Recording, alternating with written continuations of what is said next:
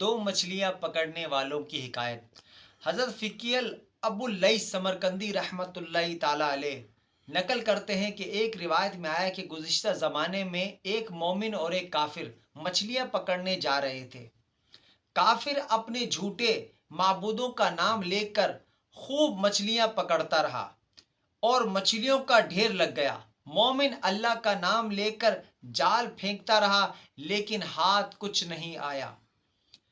شام کو صرف ایک مچھلی پھنسی، وہ بھی تڑپتی اچھلی اور پھدک کر پانی پر جا پڑی۔ مومن پلٹا تو خالی تھا اور کافر ٹوکری بھر کر لوٹا۔ مومن پر معمور یعنی مقرر کردہ فرشتہ افسوس کرنے لگا۔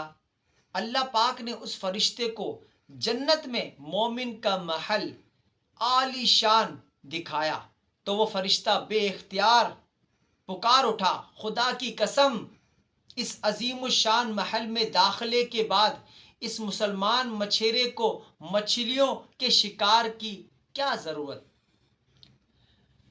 اور فرشتے کو جب اللہ تعالیٰ نے کافر کے جہنم میں ٹھکانے کا دکھایا تو وہ بولا، خدا کی قسم، اس عذاب کے مقام پر جب یہ پہنچے گا تو اسے ڈھیر ساری مچھلیاں ہاتھ آنے والی دنیا کی عارضی خوشی کوئی فائدہ نہیں دے گی۔